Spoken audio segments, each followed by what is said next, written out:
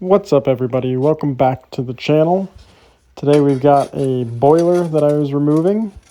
I decided to start taking some video when I opened up the front cover and found about 6 inches of soot and rust and other debris in the bottom of it. As you can see, there is a shovelful, actually several shovelfuls that I took out of here. It was a pretty incredible sight. I had not seen anything quite this bad in a very, very long time. This is an older boiler, so they were getting rid of it. They were replacing it with a new wall-hung unit and just wanted this one removed. So I told them I could do that, not a problem. And so as not to make a mess, I decided to take it out in pieces and clean it as I went. Because if you know anything about taking these old boilers apart when they're sooty and rusted and just falling apart, they can be quite a mess, actually. And to get it out without making a mess, you need to clean it up as you go. This is the side of the boiler. These rods are what holds it together. We've got 3 cleaning ports, and then at the bottom we have another tie rod. This one happened to be completely rusted away. I don't know whether the leaking started before or after that had happened, but it definitely got worse after it happened. I'm assuming there was some thermal expansion and contraction, and it started splitting the chops. And as you can see right here, it was so bad that you could see right into the fire chamber. I will turn the light off so that we can get a better eye on that. And as you can see, indeed there is light coming through that. If the jacket was off while this was firing, you would be able to look at that as if it were the sight hole into the fire chamber. That should not be the case. At the top of the boiler here, we are again cleaning off any of the soot. You can see there's a few inches of soot when the last time this boiler was actually serviced. If it was ever serviced, I could not tell you. All I know is it was quite dirty. You can see on the left side, most of those heat exchanging plugs were completely covered. This boiler was made 12/20 of 1965, so it was put in sometime after that. It's been there for quite some time. And here you have the boiler completely stripped down. No jacket, no insulation, no clean out covers. We have the one tie rod on top. The other one, the last remaining good one at the bottom there. And what we'll do is we'll split the pork chops right along the seams and get this out piece by piece.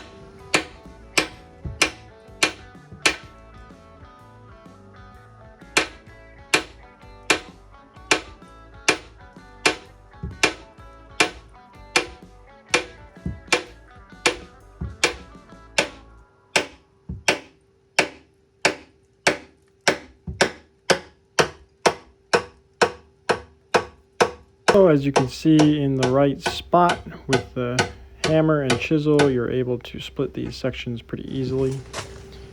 The next trick is when you come up to the last two sections and you're by yourself, how do you balance the two so that they don't fall over and smash everything?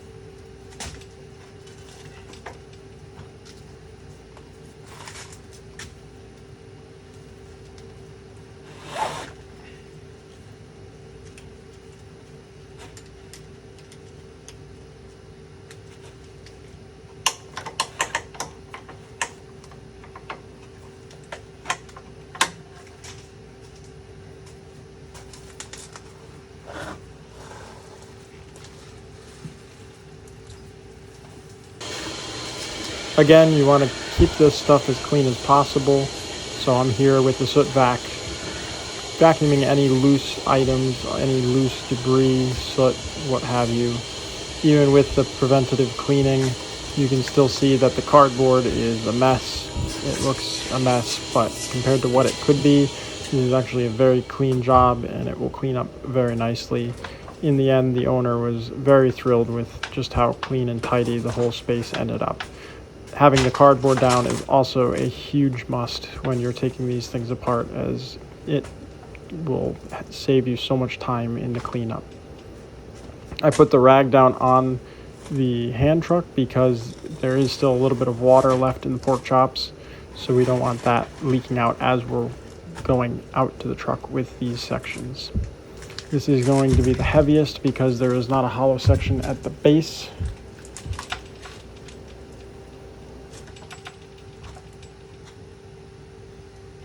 And of course, as you can see, the nipples coming out the back are interfering with it snugging up nicely to the hand truck. So those will have to be removed.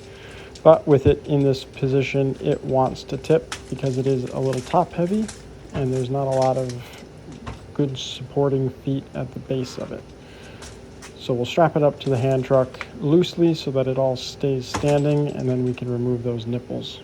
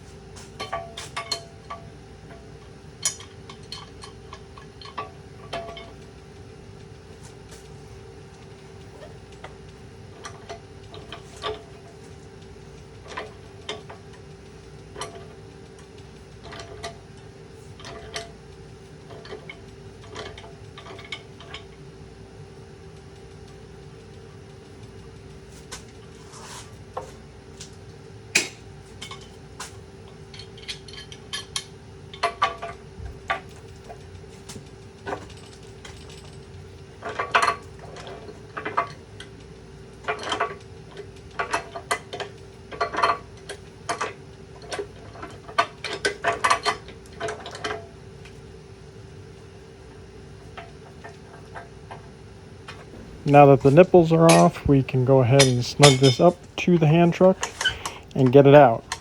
Again, this is going to be the heaviest one, so of course, getting it up and out of the stairs is not going to be easy, but it's doable. The old houses have these kind of funky stairs sometimes. This one is no different with stone steps. This hand truck makes it easy, and breaking it down into sections like this where they're only a couple 100 pounds is really the only way to do this when you're by yourself.